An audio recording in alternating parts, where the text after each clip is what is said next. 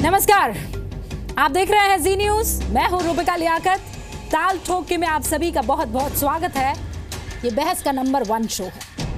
आज का मुद्दा है, क्या जीएसटी लागू होना सरकार और खासकर प्रधानमंत्री नरेंद्र मोदी के लिए माइलस्टोन है, मील का पत्थर साबित होगा?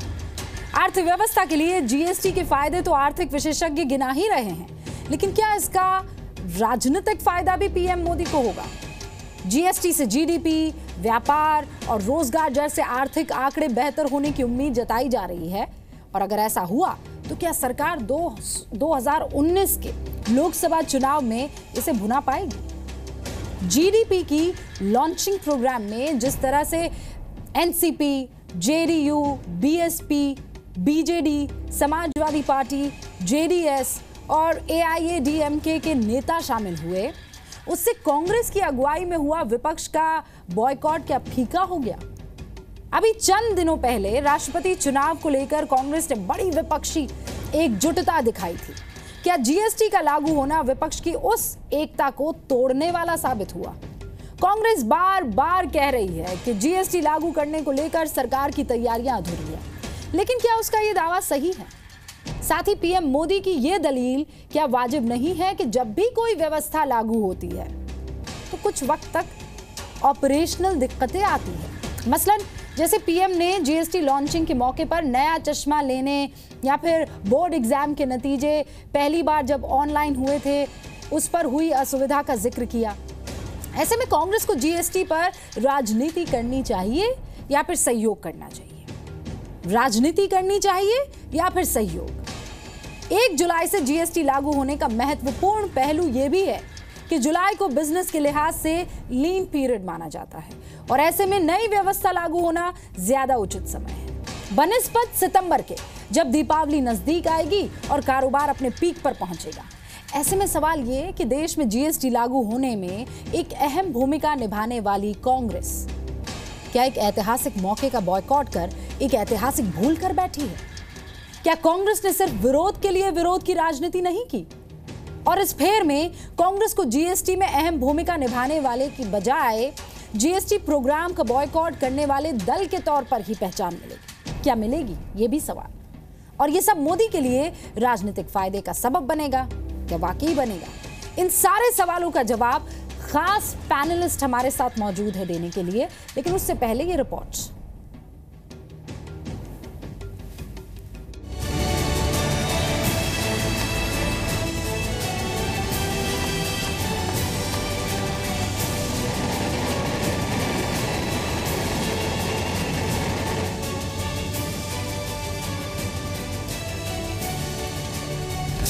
जीएसटी की ये प्रक्रिया ये सिर्फ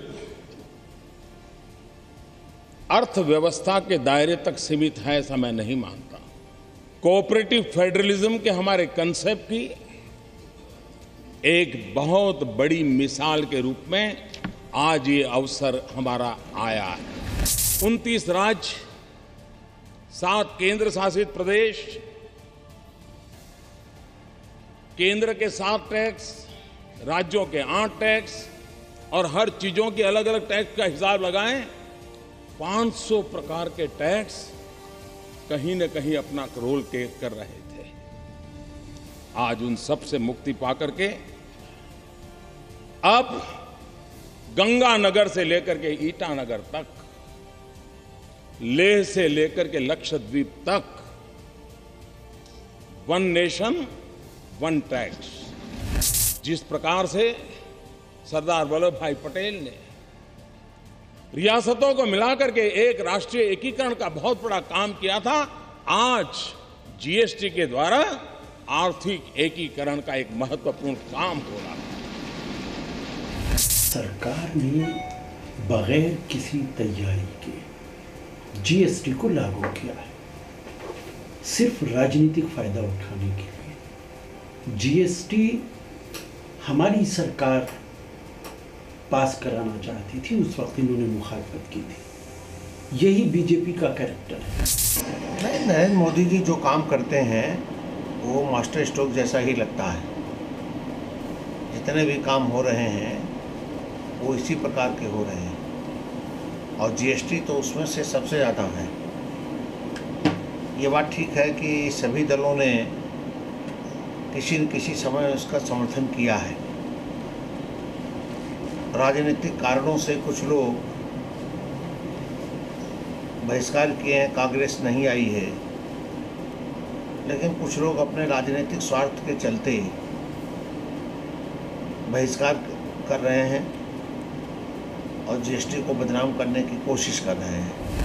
जिस तरीके के टैक्स का एडमिनिस्ट्रेशन होता था, जिस तरीके के टैक्स की कॉम्प्लेक्सिटीज़ थी, ये अगर सब कम हो जाते हैं और सही मायने में ये टैक्स का जो अपने को जीएसटी के जो बेनिफिट्स लाना है वो अगर व्यापारियों को मिलते हैं तो सच में 2019 में मोदी जी ने लॉक कर दिया है।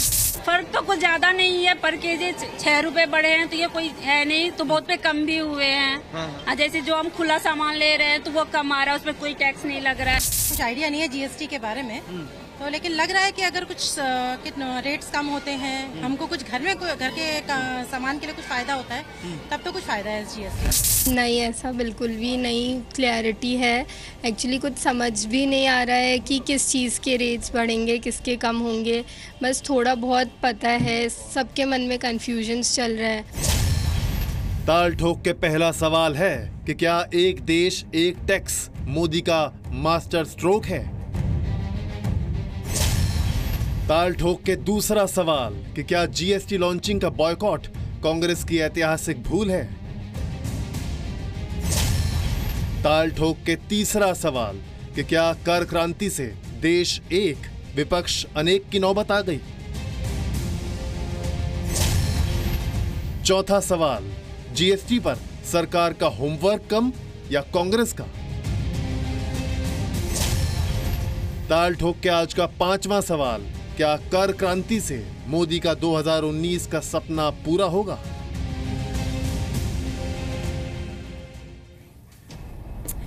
टी.आर. रामचंद्रन साहब वरिष्ठ पत्रकार हैं, देश के कई प्रतिष्ठित अखबारों में और पत्र पत्रिकाओं के लिए काम कर चुके हैं। सर, आपका बहुत बहुत स्वागत है, अरसे बाद आपसे मुलाकात हो रही है। गौरव भाटिया साहब प्रवक्ता है, बीजेपी के सुप्रीम कोर्ट में वकालत करते हैं। गौरव साहब स्वागत है आपका भी। डॉक्टर अजय आलोक साहब प्रवक्ता है जेडीयू के, पेशे से डॉक्टर हैं। सर, आपका भी बहुत बहुत स्वागत है। निनाद शेठ राजनीतिक विश्लेषक हैं और उनको मैं देख सकती हूँ स्टूडियो में अभी आ रहे हैं। सर, तब तक माइक लगाएंगे। पत्रकारिता से भी जुड़े रहे हैं और कई राष्ट्रीय अखबार के लिए काम कर चुके हैं। आपका भी सर स्वागत है। आलोक शर्मा साहब प्रवक्ता है कांग्रेस के और एनएसयूआई और यूथ कांग्रेस से जुड़े रहे हैं। आलोक जी, आपका भी बहुत बहुत स्वागत है। शुरुआत में 1.5 मिनट आप सभी को मैं देने वाली हूँ। आलोक जी, आज से मैं शुरुआत कर रही हूं। शर्मा साहब, मेरा सीधा सा सवाल ये है, ऐतिहासिक पल पर क्या कांग्रेस की ये ऐतिहासिक भूल नहीं है?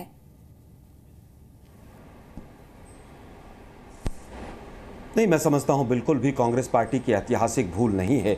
जिस तरह से जीएसटी को आनन फानन में एक ग्रैंड अपना सेल्फ प्रमोशन का तमाशा बनाया गया और संसद के पटल का इस्तेमाल किया गया, मैं समझता हूं कांग्रेस की बिल्कुल किसी भी सूरत में कोई भूल नहीं है।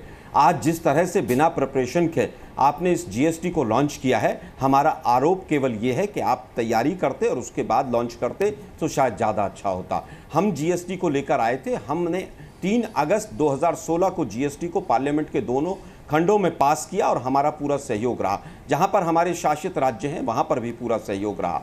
लेकिन जिस तरह से जीएसटी के ऊपर मात्र और मात्र और मात्र राजनीति की जा रही है, वो अपने आप में दुखद है। मैं आज अहमदाबाद में बैठा हुआ हूं। अहमदाबाद में 7.5 लाख डीलर केवल कपड़े के हैं, केवल एक छोटे से शहर में 5000 डीलर्स का पर डे रजिस्ट्रेशन हो रहा है। मोदी साहब से हम पूछना चाहते हैं कि 7.5 लाख केवल कपड़े के व्यापारियों का रजिस्ट्रेशन जीएसटी में कितने दिन लगेंगे। जो पिछले महीने टेंडर निकले थे उनमें भी इतना ध्यान नहीं रखा गया कि अगले महीने से जीएसटी लागू हो जाएगा, तो जीएसटी के प्रावधान उसके अंदर लाए जाएं।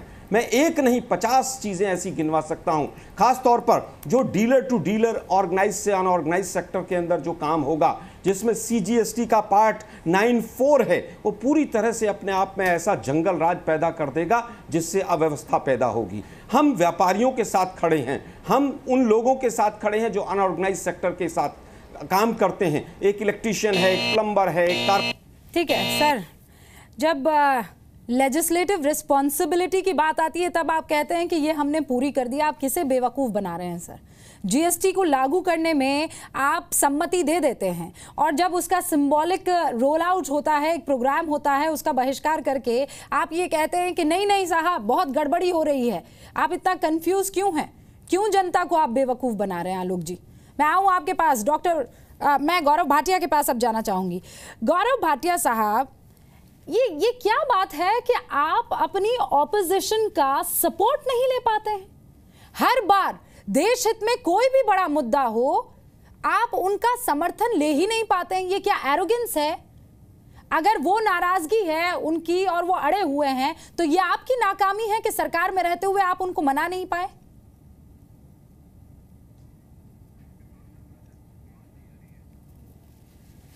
मुझे लगता है गौरव भाटिया साहब का ये फ्रेम फ्रीज हो गया, इसका मतलब मेरी आवाज़ उन तक नहीं पहुंच पा रही है। रामचंद्रन जी, यही सवाल मैं आपसे पूछती हूँ, आपको नहीं लगता है कि अगर वहाँ नाराज़गी करके वो राजनीति कर रही है तो बीजेपी भी कहीं आगे नहीं जा रही है? वो कह रही है ठीक है हम देखते हैं, बढ़िया है, नहीं मान रहे हैं तो देश को पता चलेगा, पर नाकामी तो है ना, आप सरकार चला रहे हैं, देश चला रहे हैं। देखिए, मेरे ख्याल में बड़े अहम सवाल उठाए हैं आपने और इनका जवाब ढूंढना कोई ज़्यादा मुश्किल नहीं है। सबसे पहली बात तो ये है कि जिस तरीके से कांग्रेस लेड यूपीए ने इसको इंट्रोड्यूस किया था 16 साल पहले और लाया था इसको 16 साल पहले, और जब आम सहमति हुई है सब लोगों की, अब उसको पारित करने के लिए जब बारी आई तो आपने कुछ ना कुछ एक एक्सक्यूज़ कर दिया और पीछे हट गए।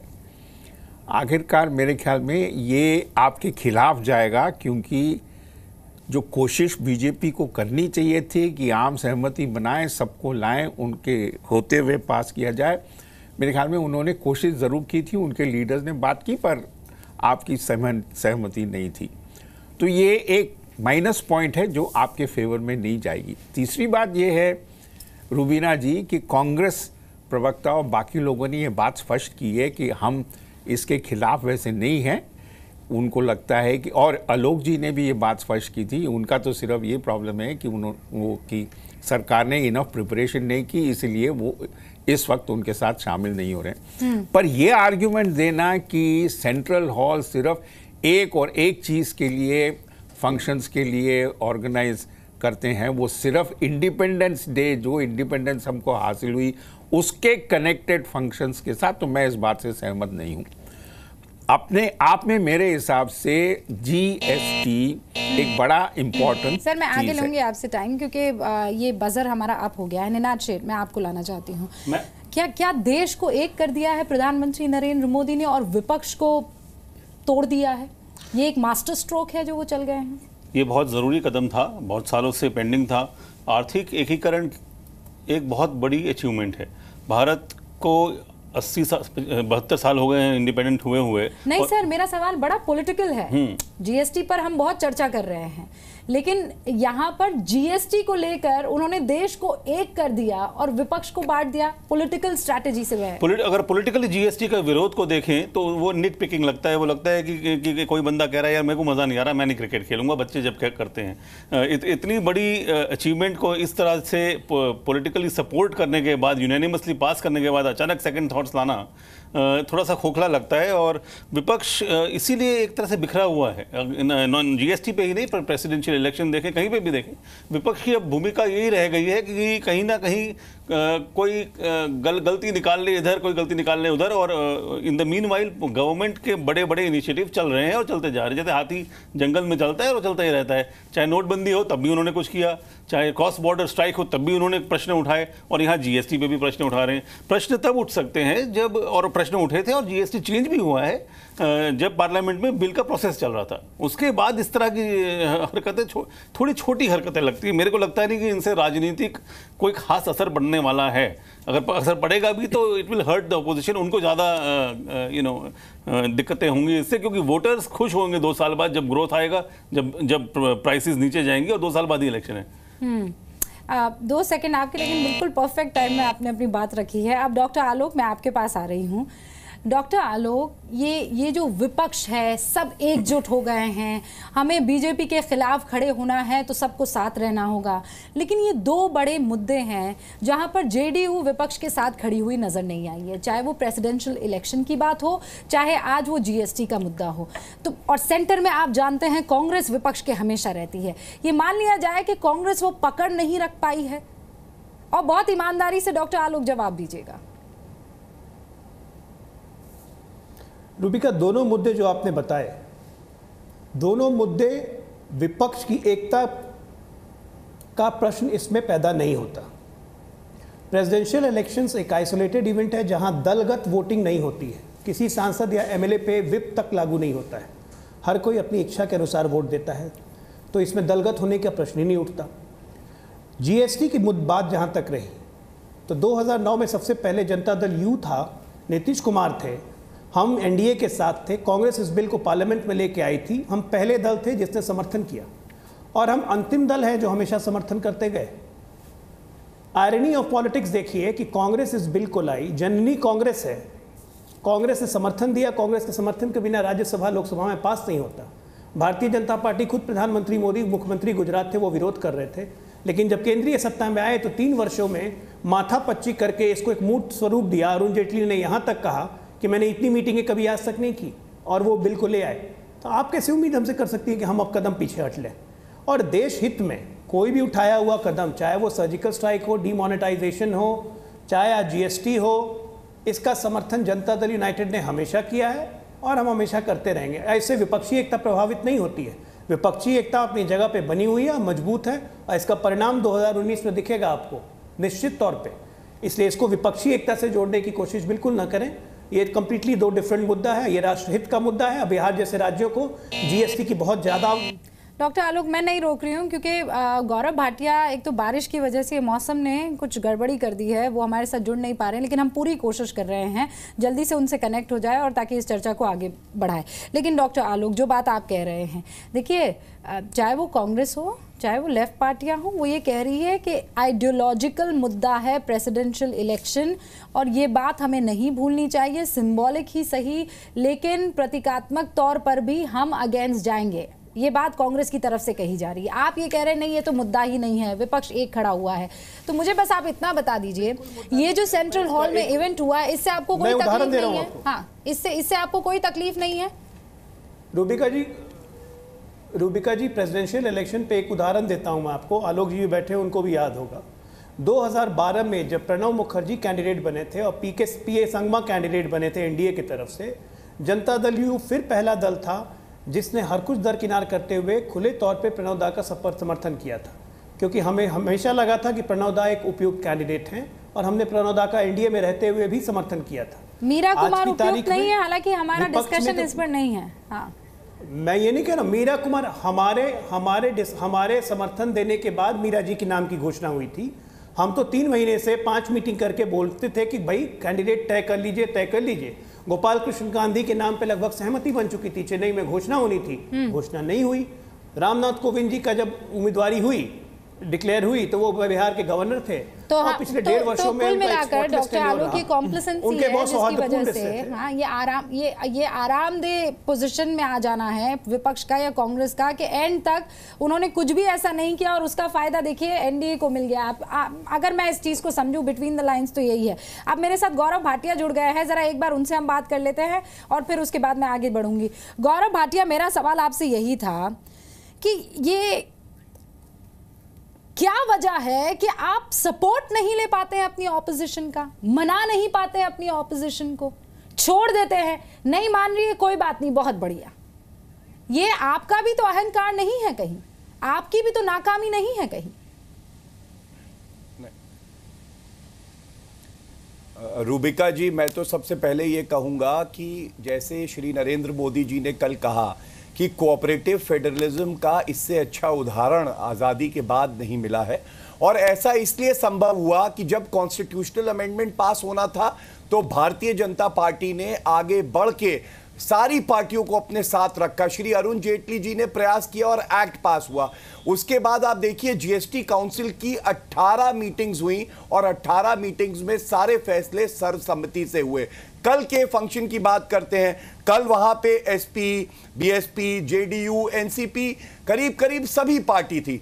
अगर कोई पार्टी नहीं थी तो वो कांग्रेस थी, और कांग्रेस ने अपनी ऐतिहासिक भूल कल करी है। ऐसा मैं इसलिए कहता हूं कि आगे जब इकॉनमी बढ़ेगी, जब इसका लाभ हर नागरिक को भारत के पहुंचेगा, तो इतिहास जब लिखा जाएगा तो कांग्रेस को कभी माफ नहीं किया जाएगा। और मैं शब्द लेता हूं हमारे राष्ट्रपति श्री प्रणब मुखर्जी जी के, जो कांग्रेस के सबसे बड़े नेताओं में माने जाते हैं। उन्होंने कल क्या कहा? उन्होंने कहा कि ये एक बहुत बड़ा ऐतिहासिक दिन है, और इतना बड़ा जब काम होता है तो छोटी मोटी अगर कोई कमियां रहती हैं तो ये जरूरी है भारत के उज्जवल भविष्य के लिए कि सभी दल एक साथ चले। अब देखिए, श्री प्रणब मुखर्जी जी की बात कौन नहीं सुन रहा? उन्हीं की पुरानी पार्टी कांग्रेस ये ध्यान नहीं देती है कि प्रणब मुखर्जी जी क्या राय देते हैं।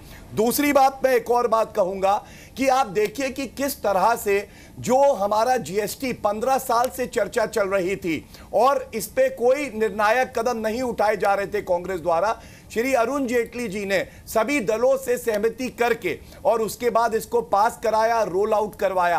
और सेंसिटिविटी इतनी कि कल एक जो 18वीं मीटिंग थी जीएसटी काउंसिल की, उसमें फर्टिलाइजर्स का इश्यू आया तो उस पे जीएसटी रेट घटा दिया गया। तो कांग्रेस से यही रिक्वेस्ट है, आप सुझाव दीजिए, सकारात्मक राजनीति करिए, हर वक्त विरोध करने के लिए क्यों राजनीति करते हैं? ये डॉक्टर भाटिया, ऐसा माफ कीजिए गौरव भाटिया, ऐसा नहीं है कि सिर्फ कांग्रेस वहां पर नहीं थी। आप जानते हैं तृणमूल वहां पर नहीं थी, आरजेडी वहां पर नहीं थी, लेफ्ट, डीएमके, वो सब नहीं थे।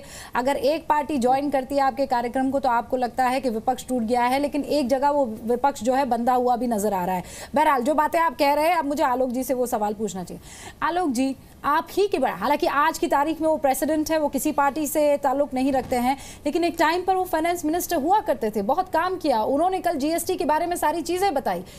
सर, ऐसा तो नहीं है कि कांग्रेस के का ही हक है उस सेंट्रल हॉल पर, और आप जो डिफाइन कर दे और डिसाइड कर दे वही होगा? मध्य रात्रि में कांग्रेस के ही नेता जाएंगे वहां पर, सिर्फ और सिर्फ आजादी जो अंग्रेजों से मिली थी उसी का जश्न मनाया जाएगा। अरे सर, आज की तारीख में सबसे बड़ा अगर गुलाम किसी ने हमें बनाया हुआ है तो वो पैसा ही है, उससे हमें आजादी मिल रही है, तो क्यों ना जश्न मनाया जाए? क्या परेशानी है इसमें?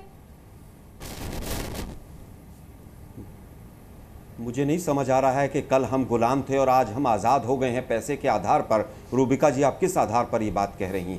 कांग्रेस का अधिकार संसद के ऊपर नहीं है, ये मैं मानता हूं, लेकिन संसद का इस्तेमाल इस चीज़ के लिए किया जाए कि देश के ऊपर टैक्स लगाया जा रहा है और उसको जश्न मनाया जाए, तो कोई भी बुद्धिजीवी इसको नहीं मानेगा कि टैक्स लगाने का आप जश्न मना रहे हैं। या तो आप पूरे देश का टैक्स खत्म कर रहे होते और जश्न मना रहे होते। सर क्यों? नहीं, एक सेकंड आलोक जी, एक तो मुझे बीच में नहीं टोकना है, क्योंकि मैं नहीं चाहती, मैं नहीं चाहती कि बात रुके। प्लीज मेरी बस एक चीज ये बोल दूं कि सर, टैक्स लगाया नहीं जा रहा है, सुव्यवस्थित किया जा रहा है। यही चीज आप भी कर रहे थे, आप भी अलग अलग स्लैब में ला रहे थे। चलिए, अगर सुव्यवस्थित किया जा रहा है तो क्या ये, अब मैं आ जाता हूं, क्या ये सुव्यवस्थित करने का आखिरी प्रयास है? क्या इसके बाद आगे सुव्यवस्थित करने का प्रोसेस नहीं रहेगा? क्या right to education, right to information, food security bill, सब अगर उसके लिए, तमाम बिलों के लिए यहां पर संसद का इस्तेमाल किया जाएगा तो केवल राजनीति बचेगी और बिल पीछे रह जाएंगे। खैर, मुद्दे पर आ जाते हैं। आपने अभी पैनल में कहा कि साहब नोटबंदी जो थी उसका भी विरोध किया कांग्रेस ने, और ये ऐतिहासिक भूल कर रही है कांग्रेस। हम आज बिल्कुल भी राजनीति नहीं कर रहे हैं। हम नोटबंदी के टाइम पर भी जो कह रहे थे कि लाखों लोगों के रोजगार जाएंगे, तमाम मिनिस्ट्री ऑफ लेबर ब्यूरो के आंकड़े आ गए हैं, वो सामने रखा हुआ है। जीडीपी डाउन आ गया है, वो सामने है। फिर भी जो लोग जिस रूप में सोचना चाहें वो सोच सकते हैं। हम थोड़े दिन पहले, 4 दिन पहले कह रहे थे सलाहुद्दीन को पूरी तरह से अब जो है वहां पर टेररिस्ट डिक्लेयर कर दिया गया है, और उसके बाद क्या हुआ? अगले दिन डिबेट समाप्त हो गई। यही नोटबंदी पर हुआ, यही आज जीएसटी के ऊपर हो रहा है। मैं फैक्ट्स पर बात कर रहा हूं, रेटोरिक नहीं कर रहा हूं। आप कहते हैं कि साहब सारे फैसले सर्वसम्मति से लिए गए।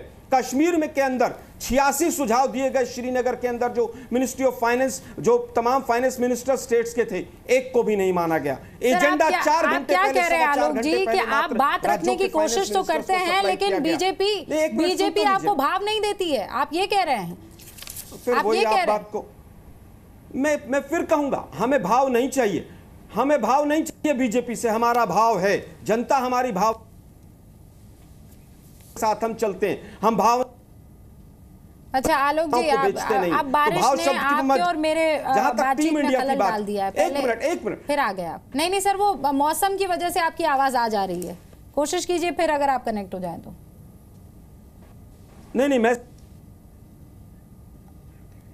नहीं, हमें फिर रिकनेक्ट करना होगा आलोक जी, फिर रिकनेक्ट करना होगा, आपकी आवाज़ हमें ठीक से नहीं आ पा रही है। ये जो बात रामचंद्रन जी कह रहे हैं आलोक जी, ये सारी बातें सुनकर क्या लगता है?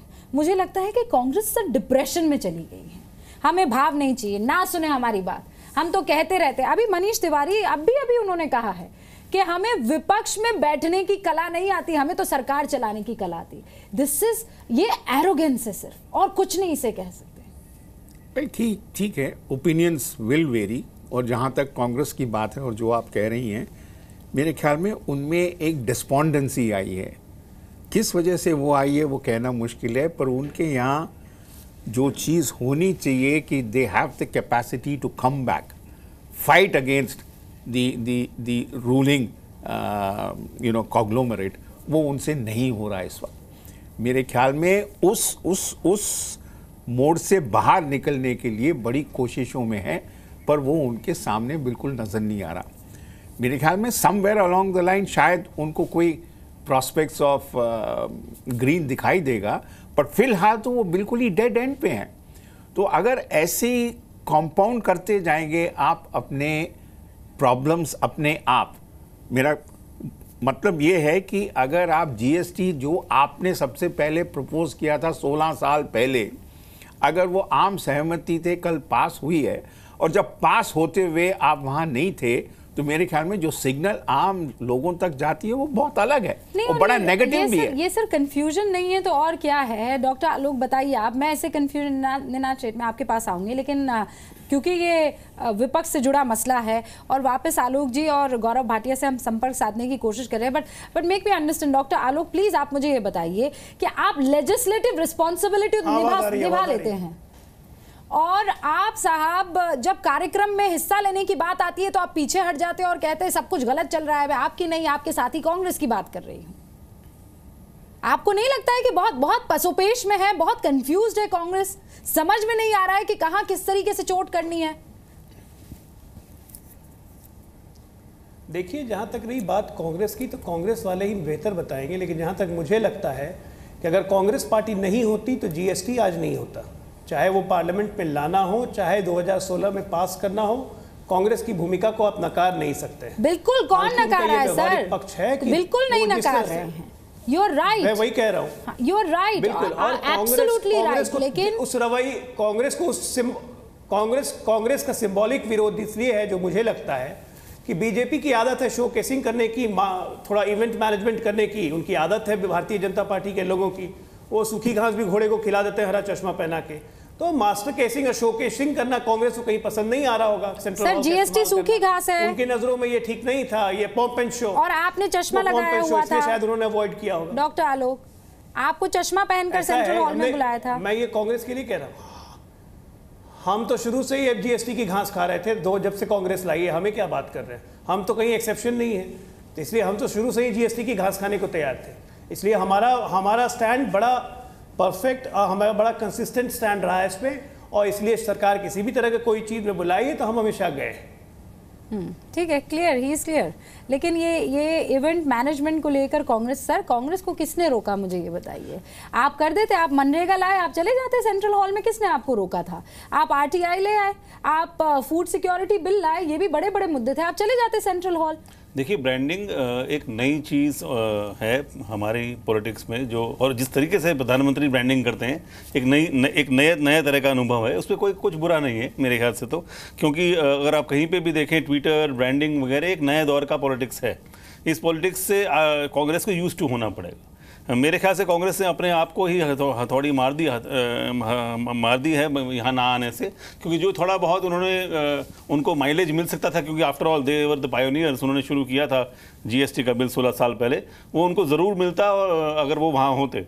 तो ये उनको जो भी एडवाइस कर रहा है कि भाई इस तरह की नकारात्मक राजनीति किया जाए, वो गलत एडवाइस कर रहा है। और सबसे बड़ा नुकसान ये होता है कि इंडियन डेमोक्रेसी का जो एक शोकेस इवेंट था कि भाई सब लोग साथ आए, बिना किसी एक्सेप्शन के जीएसटी को पास किया, तो उसको अच्छी स्पिरिट में दिखाया जा सकता था पूरी दुनिया को। By not coming on the podium, मेरे ख्याल से कांग्रेस ने एक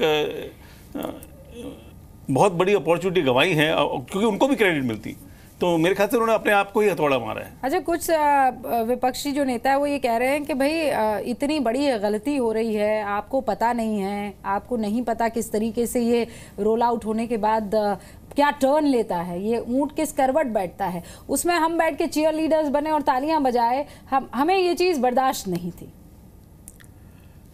देखिए, एक चीज़ तो बहुत स्पष्ट है कि जो अपॉर्चुनिटी आई थी उनके सामने कि वो भी इसमें शामिल होते और कल रात को 12 बजे के बाद पास होता, जुलाई 1 को ये इम्प्लीमेंट हो जाता, तो मेरे ख्याल में वो एक अलग सी तस्वीर उभर के आती, पर वो नहीं आई।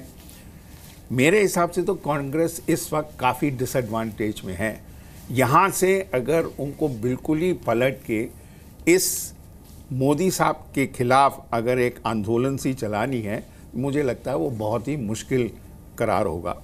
मोदी साहब इन सब से 3-4 कदम आगे बढ़ चुके हैं, और जहाँ तक 2019 का सवाल है, जो जनरल इलेक्शन है, पॉपुलैरिटी रेटिंग्स आप देखेंगे आज के दिन में रुबीना जी, सबसे हाईएस्ट पॉपुलैरिटी रेटिंग्स मोदी साहब के हैं।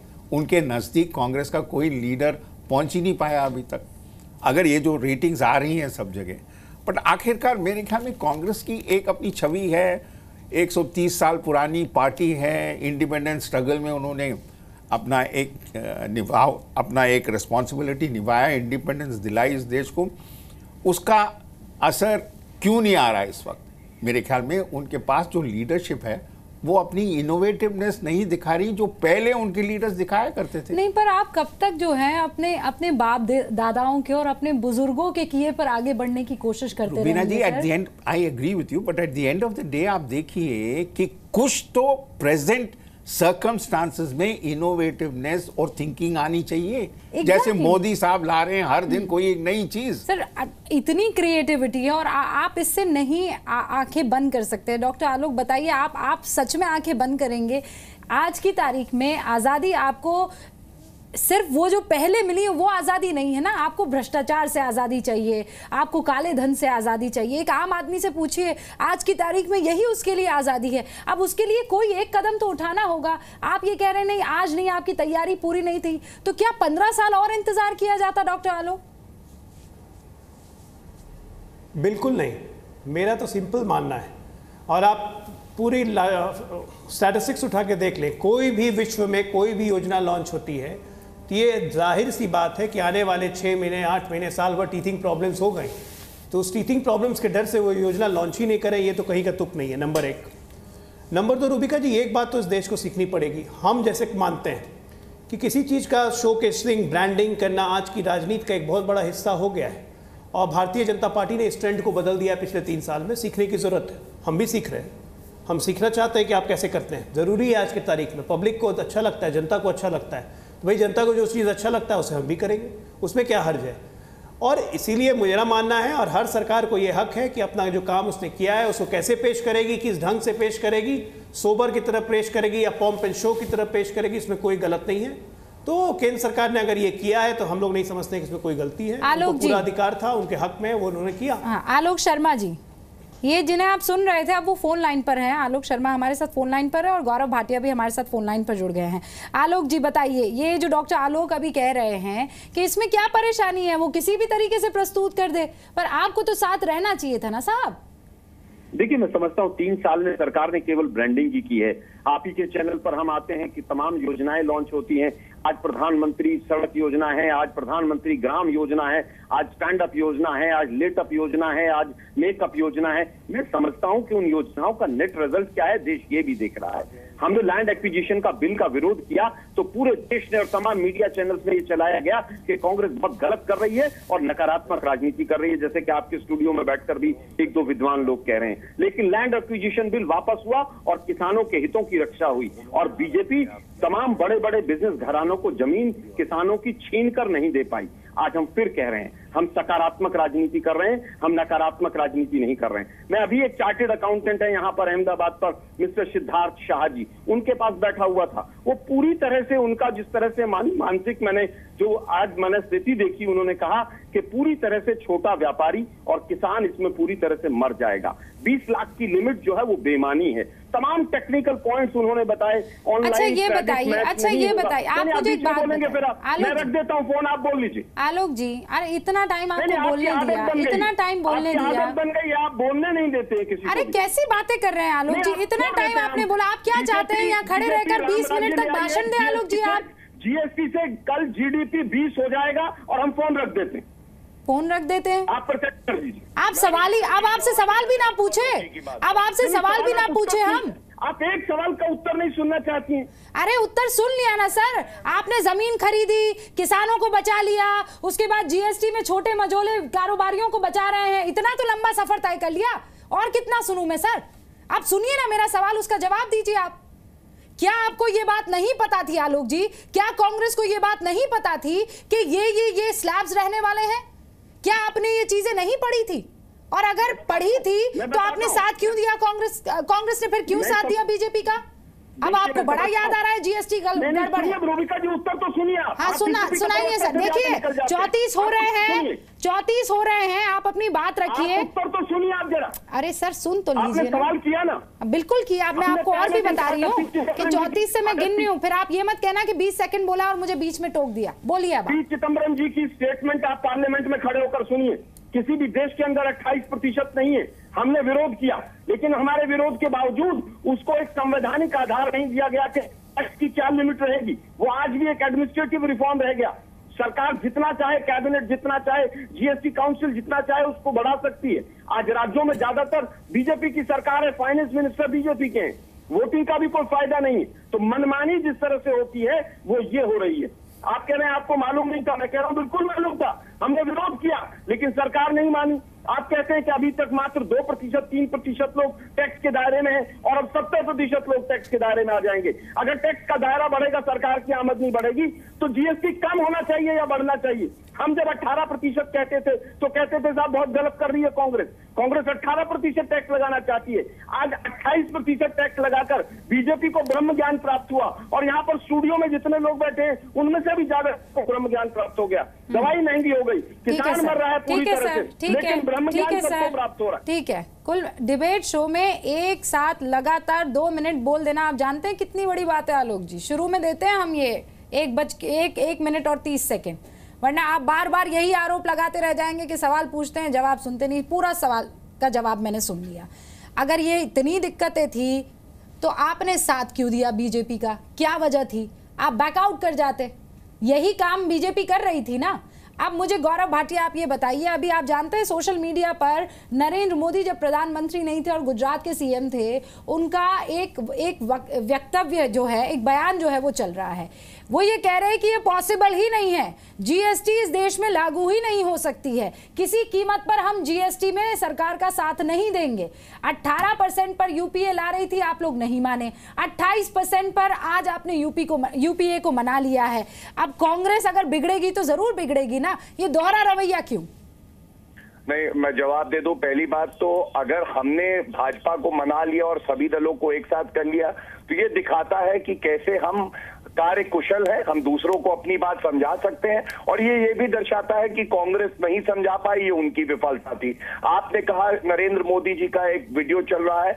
मैं आपको बताऊं कि श्री नरेंद्र मोदी जी जब मुख्यमंत्री तब थे, उन्होंने वो बात क्यों कही थी? क्योंकि कांग्रेस जिस तरह से जीएसटी ला रही थी, उस वक्त स्टेट्स को ये भय था कि उनका रेवेन्यू लॉस होगा और उस समय के जो बिल में कोई गारंटी नहीं थी कि स्टेट का जो लॉस है वो नहीं होने देंगे, जो हमने डाली अपने जीएसटी बिल में और कॉन्स्टिट्यूशनल अमेंडमेंट में। और हमने कहा कि 5 साल तक ही हम आपको गारंटी देते हैं हर स्टेट को कि आपका लॉस नहीं होगा। तो ये बहुत बड़ी उपलब्धता है हमारे लिए। मना लेते ना, चिदम्बरम साहब क्यों नहीं मना पाए राज्यों को? मैं रूबिका जी अपनी बात पूरी, मैंने बहुत इंतजार किया, मुझे अपनी बात पूरी करने दी है। दूसरी बात, पहले तो ये ब्रांडिंग नहीं है, ये एक ऐतिहासिक पल है और बिल्कुल उचित था कि 12 बजे पार्लियामेंट में इस ऐतिहासिक पल को हम इतिहास का एक हिस्सा बना दें।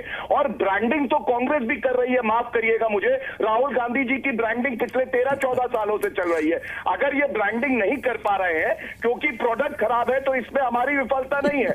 लीजिए जवाब दीजिए आप, एक सेकंड रुक जाइए, एक second. Gaurav Bhatia important point उठाया है, उसी पर आपको आलोक जी जवाब दीजिए आप। रूबिका जी, अभी 25 तारीख को जून को इन्होंने पोर्टल ओपन किया था जीएसटी का, 15 मिनट के अंदर फ्रीज हो गया था। आज मुझे बताइए, कांग्रेस की वेबसाइट सुनिए, नहीं चलेगा, 25,000 करोड़ रिटर्न अपडेट होनी है, कैसे होंगी? सरकार का बताना होगा। जहां तक ब्रांडिंग की बात है, इनके पास जब कोई तर्क नहीं होता तो गांधी फैमिली पर तर्क देना शुरू कर देते हैं ये लोग। मुझे केवल ये बता दीजिए, अरे भाई इतनी जो कमियां हैं, अगर हमें वन नेशन वन टैक्स, ये वन नेशन 5 टैक्स है अपने आप में, और अभी भी 45% जो रेवेन्यू कोई टैक्सेशन के दायरे में नहीं है, अल्कोहल नहीं है, रियल एस्टेट नहीं है, पेट्रोल नहीं है, डीजल नहीं है। आप बार-बार जिस तरह से पीठ थपथपा रहे हैं, व्यापारियों को आपने पूरी तरह से कटघरे में खड़ा कर दिया है। और अगर आपको यकीन नहीं होता तो मैं 3-4 चीजें गिनवा देता हूँ। 3-4 चीजें मैं ऐसी गिनवा सकता हूँ। मैंने आप दोनों को मौका दे दिया अपनी अपनी बात रखने का। एक सेकंड नहीं, आप दोनों जब आपस में, कांग्रेस बीजेपी जब आपस में बात करने लगती है तो जनता खो जाती है, उसे कुछ समझ नहीं आता है कि ये हो क्या रहा है, कौन सही है कौन गलत है। इसीलिए हम अलग से एक्सपर्ट्स यहाँ पर बिठाते हैं। निनाद शेठ साहब बताइए जरा कि ये प्रोडक्ट खराब था, और प्रोडक्ट से मेरा मतलब यहाँ पर सीधे तौर पर जीएसटी है। क्या यूपीए का प्रोडक्ट जीएसटी खराब था और इसीलिए नहीं चल पाया? और अगर खराब था तो 18% में तो साफ फायदा हो रहा था, आज 28% में नुकसान नहीं हो रहा है, कैसे माने? नहीं, राजनीति में लेन देन करनी पड़ती है, राजनीति में सबको अपने साथ लेके चलना पड़ता है, ये करना इतना आसान नहीं होता।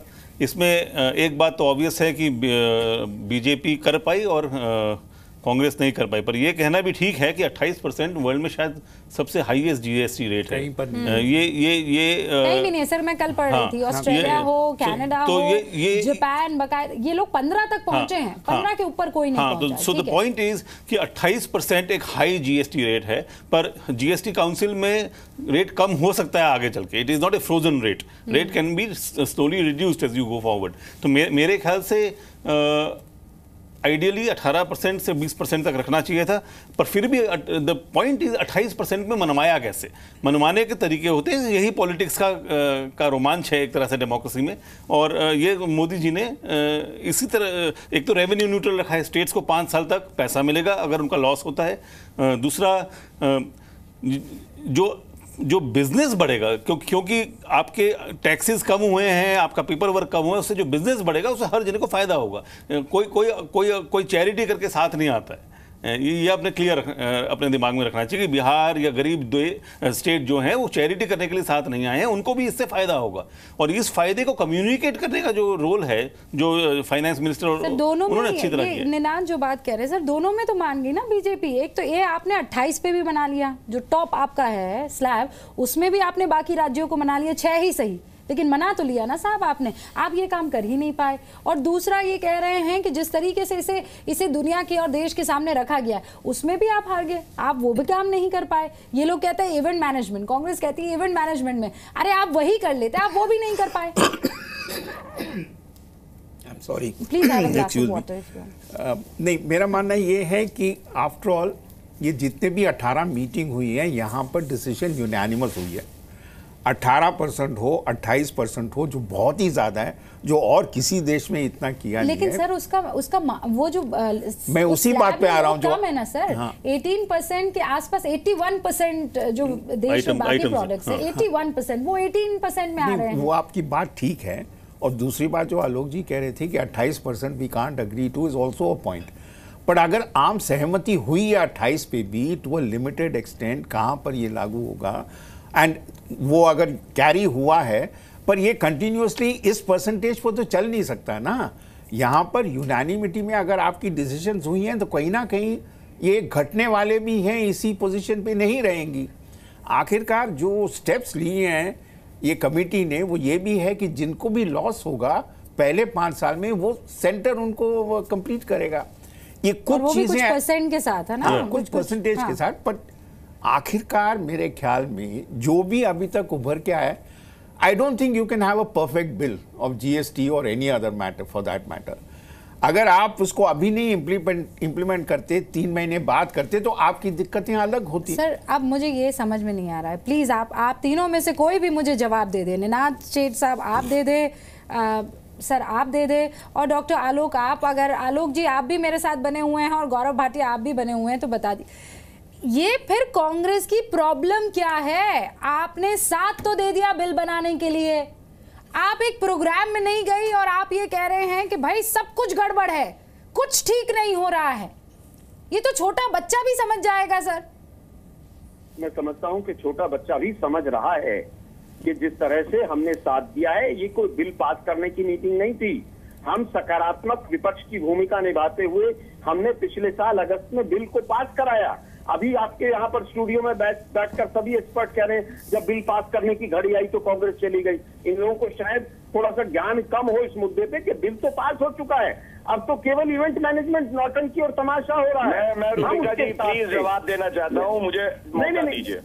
नहीं, मैं समझता हूँ कि अभी तक जिस तरह से 15 लोग, अरे साहब पिछले 15-20 मिनट में कांग्रेस के ऊपर सब लोग प्रहार कर रहे हैं। मैं मानता हूँ कि जीएसटी के कई बिंदुओं पे प्रकाश डालने की जरूरत है। तमाम मर्यादाओं को छोड़कर आप आगे बढ़ रहे हैं, तो ये चरित्र मैं समझता हूँ ठीक नहीं है।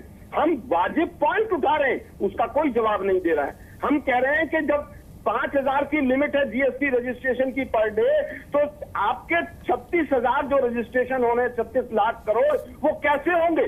उसका कोई जवाब नहीं है किसी के पास। हम कह रहे हैं एक दिन ट्रायल हुआ और आपकी वेबसाइट फ्रीज हो गई, उसका कोई जवाब नहीं है। बस कांग्रेस ऐसा कर रही है, कांग्रेस, अरे कांग्रेस ने तो पहले ही पास कराया है। अच्छा ठीक है, आप मुझे ये बताइए आलोक जी, गौरव भाटिया इसका जवाब देंगे। आप मुझे ये बताइए फिर कब जीएसटी को रोल आउट करते? कब? आज से 60-70 साल बाद?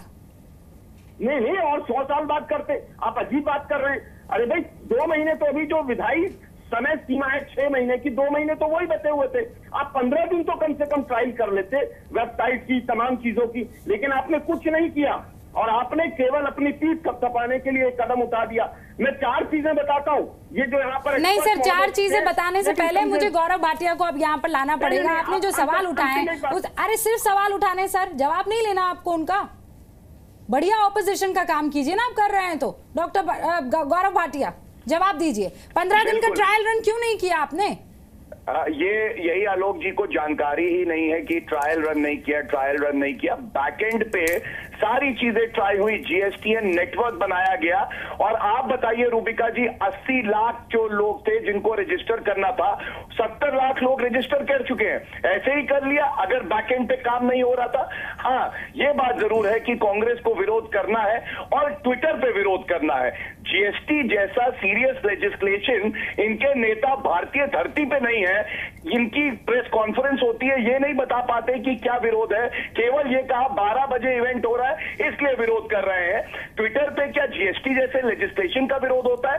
ट्विटर पे क्या जीएसटी जैसे लेजिस्लेशन का विरोध होता है? दूसरी बात, इन्होंने कहा 28, अब सुनिए आलोक जी, बीच में मत रोकिए, गलत बात, 1 मिनट सुनिए। 28% के बाद में इन्होंने करी। मैं इनको बता दूं कि अगर आप वेटेड एवरेज लें, जो 4 दरें हैं, 5, 12, 18 और 28, तो जो भी बास्केट है कॉमन मैन के लिए है, उसका प्राइस कम हुआ है, बड़ा नहीं है। केवल एक दर की बात करना और बाकी दरों को ना देखना, यह गलत है। 28% की दर पे वो प्रोडक्ट्स आते हैं जो लग्जरी प्रोडक्ट्स है, जो अमीर व्यक्ति है उसका उपयोग करता है। तो इस पे इनको क्या आपत्ति होती है? क्या कांग्रेस अमीरों की पार्टी बन गई है? क्या कांग्रेस ऐसी पार्टी है जो मर्सिडीज चलाने वालों की बात करेगी कि किसान गरीब मजदूर की बात करेगी?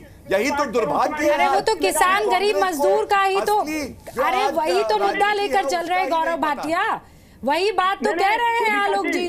वो ये कह रहे हैं कि अब आप 20 लाख से ऊपर 1 पैसा भी हुआ, आज की तारीख में तो रेडी वाला भी 5,500 रुपए दिन के कमा लेता है, वो छोटी दुकान वाला भी 5,500 रुपए दिन की कमा लेता है। कौन कैलकुलेशन लाता है? आपको लगता है? आप बताइए रूबिका जी, कौन सा सब्जी वाला है कांग्रेस हेडक्वार्टर के बाहर खड़ा हुआ सब्जी वाला जरूर 20 लाख रुपए से ज्यादा की सब्जी बेचता होगा। 20 लाख की लिमिट बहुत बड़ी लिमिट होती है। और कांग्रेस दो प्रदेश है। अच्छा बताइए आलोक जी, ये कौन सा सब्जी वाला है जो आपको लगता है कि 5,000 रुपए 5,500 रुपए दिन के कमा लेता है? सब्जी वाला 20 लाख के ऊपर कमाने की लिमिटेशन नहीं है ये। सुन लीजिए आप गौरव भाटिया देशों को। रूबिका जी, ये टर्नओवर की लिमिटेशन है, कमाई की नहीं है। जो 1 लाख रुपया कमाता है 5% का मुनाफा है, उसका टर्नओवर बिल्कुल टर्नओवर की बात है। इट इज नॉट तो 20 लाख का टर्नओवर छोटा टर्नओवर होता है क्या? कौन से क्या इटली के सब्जी वाली की बात कर रहे हैं आप? इटली के सब्जी वाले 20 लाख से ऊपर का टर्नओवर रखते होंगे। भारत के जो किसान है। गौरव भाटिया साहब 1 सेकंड सुनिए और मुझे गौरव भाटिया साहब 1 सेकंड चुप, 1 सेकंड चुप रहिए, 1 सेकंड सुनिए मेरी बात। 2 काम हो जाएंगे, आप चुप रहेंगे तो आलोक जी की आवाज भी हम सुन लेंगे और आप हमारे साथ ओबी के थ्रू कनेक्ट भी हो जाएंगे। 1 सेकंड रुक जाइए। हाँ आलोक जी, मैं समझता हूं कि टर्नओवर है ये बीजेपी के लोग गुमराह ना करें कि ये प्रॉफिट है। 5-6 हजार रुपए डेली कमा लेता, कमाना नहीं है, इसके दायरे में आ गया है। और इसको जाके आंकड़े को बाजार में चेक कर लीजिएगा। रेडी पटरी वालों के टर्नओवर भी 5-6 हजार तक है पर डे के। ठीक है, ठीक है सर। अब मैं यहाँ पर अपने एक्सपर्ट्स की राय ले लूं। आप दोनों कनेक्ट हो जाएंगे मेरे पास ओबी के थ्रू। मैं आप दोनों को 1 सेकंड के लिए रोक रही हूँ। ये अगर आलोक जी कहते हैं वो बात भी मुझे सही लग रही है, गौरव भाटिया जो बात कह रहे हैं वो भी बात सही लग रही है, तो फिर सच कौन सा है? या ये दोनों का आधा अधूरा सच है? नहीं देखिए, eight the end of the day ठीक है, ये जो बात कह रहे हैं कुछ तो इसमें सच है। आप ये नहीं, इसको नहीं नकार सकते कि ये बात ठीक नहीं है। अब ये कमेटी जो बिठाई है इन्हीं चीज़ों पे तो वो गौर कर रही है और एक डिसीजन पे पहुंची है। हम ज़रूर ये मान के चलते हैं, पिछले साल जब ये पास हुई तो कांग्रेस फोरफ्रंट में था कि इसको पास कराए। तो जो दिक्कतें उभर के आई हैं बाद में, तो वो कमेटी के सामने थी, वहाँ क्यों नहीं फिर ये बात उनको सुलझाया? ये आगे भी जाके कमेटी बैठेगी, डिसाइड करेगी, कोई इंडिविजुअल तो बैठ के डिसाइड नहीं करेगा। आखिरकार जो मीटिंग श्रीनगर में हुई है, जम्मू एंड कश्मीर पहले इंस्टॉलमेंट में तो है ही नहीं। अब जम्मू और कश्मीर सरकार को अब मनाने की कोशिश की जा रही है कि आप भी इसके दायरे में आए। तो ऐसे इतना सिंपल सा नहीं है, देयर आर कॉम्प्लिकेशंस और सब मान रहे हैं इस बात को। ये कांग्रेस को अब इतने कॉम्प्लिकेशंस कहाँ से नजर आ गए? ये पहले क्यों नहीं? ये जिस तरीके से गौरव भाटिया और आलोक जी एक दूसरे से आज इन सारे इश्यूज पर एड्रेस करिए, इससे पहले नहीं हुए। अब ये हिरेन ठक्कर है साहब, ये मुझे लिख रहे हैं, I am dealing in garment in small district in north Gujarat. मैं नॉर्थ गुजरात में गारमेंट का बिजनेस करता हूँ और मैंने बहुत आसानी से GST में रजिस्टर करवा दिया बगैर किसी परेशानी के। ये हिरेन ठक्कर मुझे ट्विटर पर लिख रहे हैं, आलोक जी आप गुजरात में ही हैं, वहीं से मुझे ये ट्वीट आया है। देखिए, किसी भी इतने बड़े पैमाने पे अगर कोई भी इनिशिएटिव लिया जाता है, और ये बहुत बड़ा इनिशिएटिव है GST, जहां मेरे ख्याल 23 सेस और 17 टैक्स एक साथ आए हैं, तो ट्रबल आएगा। कहीं रजिस्ट्रेशन का प्रॉब्लम आएगा, कहीं टर्नओवर का प्रॉब्लम आएगा। मैं तो पॉलिटिकल नहीं, मैं उस पे आऊंगा। तो पॉलिटिकल कांग्रेस को समझने की कोशिश तो कांग्रेस और ऑपोजिशन पार्टी को मौका मिलेगा कि कहीं यहाँ बोल दे, कहीं यहाँ बोल दे, पर ये सकारात्मक राजनीति नहीं है। इससे अच्छा ये होता कि वो साथ आते और कहते अच्छा ये प्रॉब्लम है तो हम अपने कॉन्स्टिट्यूंसी में जाएंगे और उन्हें सॉल्व करने की कोशिश करेंगे, वर्किंग विद द गवर्नमेंट। ये कहना कि यहाँ ये गलती है, यहाँ पे ये टर्नओवर का गलती है, और ये चलने नहीं वाला, क्योंकि अब GST इज ए फेट अकॉम्प्ली, अब तो आ गया ना, अब तो इसको इम्प्लीमेंट करना है। तो इम्प्लीमेंटेशन में जो गलतियां आएंगी आपको प्रेशर डालना था, तो आप पहले प्रेशर डालते, आप सड़कों पर उतर आते हैं। आलोक जी, इतना आइडिया आपको पहले क्यों नहीं था? रूबिका जी, मैं समझता, रूबिका जी, मैं कल कैनॉट प्लेस से और चांदनी चौक से मैंने 2 शो किए, दोनों मार्केट बंद थी। आज गुजरात में बैठा हूं, कपड़ा मार्केट सूरत की और अहमदाबाद की, मोदी साहब यहां पर रोड शो कर रहे थे और मार्केट में हड़ताल थी। क्या ये सच नहीं है? रेहड़ी पटरी वालों ने आज भी पुरानी दिल्ली में आप जाके देखिए, पूरे चावड़ी बाजार में और उसमें हड़ताल की हुई है। आपको ये नहीं दिखाई दे रहा कि लोग सड़कों पर आ रहे हैं? लोग अपना जो विरोध व्यक्त करना है पूरी तरीके से कर रहे हैं। लेकिन मुझे केवल 2-3 चीज बता दीजिए, क्या ये 1 टैक्स 1 नेशन है? जितने एक्सपर्ट यहाँ पर ब्रह्मज्ञानी बैठे हुए हैं, क्या ये 1 नेशन और 5 टैक्स नहीं है? क्या ये 45% जो रेवेन्यू बेस है वो पीछे हट गया है, इसके अंदर कवर नहीं हुआ है? क्या नहीं है ये? ये फर्स्ट स्टेप राज्यों को this is the first step towards one nation one tax. It cannot suddenly happen in a poor country. अरे क्या आप एक स्लैब में आ रहे थे आलोक जी? क्या आप जब जीएसटी ला रहे थे वो एक स्लैब में ला रहे थे? प्रधानमंत्री हुए और आलोक जी ये पहला स्टेप है भाई साहब. जब चिदम्बरम साहब स्लैब ला रहे थे तो वो एक ही स्लैब में आ रहा था. एक स्लैब था, बहुत शानदार. फिर क्यों नहीं बना पाए? तो फिर क्यों नहीं बना पाए आप? उसमें अंदर कुछ चीजें एग्जम्प्टेड थी और एक स्लैब आ रहा था. नहीं मना पाए. क्यों किसी नहीं की मना एरोगेंसी को आप कैसे मनाएंगे? हम माइनॉरिटी गवर्नमेंट चला रहे थे. मोदी जी को ब्रह्म ज्ञान प्राप्त होने में 8 साल लगे. इसमें हमारा कसूर है क्या? देश देख रहा है. लेकिन आप उस बाइट को नहीं चलाएंगे. आपकी हिम्मत नहीं है कि मोदी जी की उस बाइट को चलाने क्या तो जवाब ही नहीं देना चाहिए. फिर राहुल गांधी पे पहुंच गए. अरे भाई फिर आप लोगों के पास जब उत्तर नहीं होता है तो आप राहुल गांधी पे, भारत की जनता एक तरफ खड़ी है, 125 मुझे केवल ये बता दीजिए. और आप 10 अरे भाई आपने अभी जो आंकड़े दिए गौरव भाटिया जी वो भी पूरे गलत दिए. आपने कहा कि नहीं आपने जो आंकड़े दिए क्या वो 80 लाख में से 70 लाख जो रजिस्ट्रेशन है वो ऑलरेडी हो चुके हैं. और एक राज्य के अंदर इतने रजिस्ट्रेशन हो जाएंगे. क्या बात कर रहे हैं आप लोग? अलग दर है. आपके पास कोई आंकड़ा नहीं है. नोटबंदी पे आपने कहा कि नोटबंदी जो है इससे बड़ा कोई देशभक्ति का काम ही नहीं हो सकता. आज जीएसटी से बड़ा कोई देशभक्ति का काम नहीं हो सकता है. कंटिन्यूअस मत चिल्लाइए. नहीं आप लोगों ने नोटबंदी पे लोगों को लाइन में खड़ा होकर मरवा दिया और उसके बाद आप लोग भाग गए. आज तक आंकड़े प्रस्तुत नहीं किया आपने. आलोक जी आप जवाब सुन लीजिए. आलोक जी एक सेकंड, जीएसटी लागू हो गया है. अब जीएसटी लागू हो गया है. आपको ये एनर्जी दिखानी थी तो तब दिखानी थी जब ये पास होने की कगार पर था. अब तो रोल आउट हो गया. बिल्कुल हमने जीएसटी ये एनर्जी आपको तब आप आराम से बैठे हुए थे, तब आपको लग रहा था हो जाने दीजिए. कांग्रेस अब आज आप इतनी एनर्जी के साथ आ रहे हैं. ये आपकी नाकामी है. इसमें जो सर ये आपकी नाकामी है. आप सुन लीजिए. कांग्रेस के मुख्यमंत्री है वो काबिल नहीं है क्योंकि जो बात उन्होंने कोई नाकामी नहीं है कही. अगर आज हम आवाज नहीं उठाएंगे व्यापारियों तो फिर इनके मुख्यमंत्री. अच्छा तो ये मजबूरी है आलोक जी. नाकामी नहीं है तो क्या है? मजबूरी है. आपका गला पकड़ के किसी ने कहा कि आप इसमें लेजिस्लेशन बनवा दीजिए. ऐसे मुख्यमंत्री भारत आपका गला पकड़ा किसी ने. बीजेपी ने आपके हाथ जबरदस्ती पकड़ के ये काम करवाया. जीएसटी काउंसिल के बाद और बात करेंगे. इटली तो फिर मजबूरी में आपने किया. क्या ये स्तर हो गया आपका? गला पकड़ने जैसी भाषा इस्तेमाल कर रहे हैं आप. नहीं मैं आपको ये अरे पूछ रही हूँ. किसी ने आपको जबरदस्ती ये काम करवाया. कुछ भी बोल जाएगा आकर. अरे आपने इतना समय लिया. कुछ भी मतलब अब आपके पास जवाब नहीं है तो आप इधर इस चीज को डिस्कस करने लगेंगे. नहीं कहा किसी ने. आधार नहीं है. मैं उत्तर दे रहा हूँ, आप सुनिए तो सही जरा. आप सुनना नहीं चाहती हैं. नहीं आप बताइए क्या अलग अलग दरें करने से टैक्स अलग हो जाता है? आपसे पूछ रहा हूं. आप बताइए मोदी जी अलग अलग दरें करने से क्या टैक्स अलग हो जाता है? स्वराज जी ने कहा इससे बड़ी हिपोक्रेसी नहीं हो सकती है कि आप इस्तेमाल तो शब्द सकारात्मक करते हैं लेकिन सकारात्मक का स भी नजर नहीं आता आपकी पॉलिटिक्स में. ये हिपोक्रेसी होती है और कुछ भी नहीं है. आप दोनों को रोक रही हूँ. डॉक्टर आलोक का भी एक सेकंड के लिए. सर मेरे पास टाइम नहीं. एक सेकंड. डॉक्टर आलोक बहुत टाइम से रुके बने हुए हैं हमारे साथ. डॉक्टर आलोक, विपक्ष एक है लेकिन यहां आप देख लीजिए आप जिस चीज के लिए साथ जा रहे हैं उस चीज की बिल्कुल विरोध में वो पार्टी जो विपक्ष के सेंटर में नजर आ रही है. कहां अब आपका पलड़ा है? देखिए मैं फिर कह रहा हूं जीएसटी अब पास हो चुका है. अब बेहतर है कि हम लोग सब मिल बैठ के जो भी टीथिंग प्रॉब्लम्स है उसको दूर करें. प्रॉब्लम रहेंगी 6-8 महीने 9 महीने साल भर, लेकिन अब तो ये देश में लागू हो गया है और देश तैयार है इसे फेस करने के लिए. जो भी टीथिंग प्रॉब्लम्स हैं इसको दूर करने की सबको मिलजुल के कोशिश करें. जैसे कि पहले ही कहा कि जीएसटी काउंसिल समय समय पर बैठेगी, निर्णय लेती रहेगी. 28% का स्लैब भी कम किया जा सकता है अगर आगे की जरूरत पड़ी तो. लेकिन ये भी नहीं भूलना चाहिए कि स्लैब 5% भी है, 8% भी है, 12% भी है.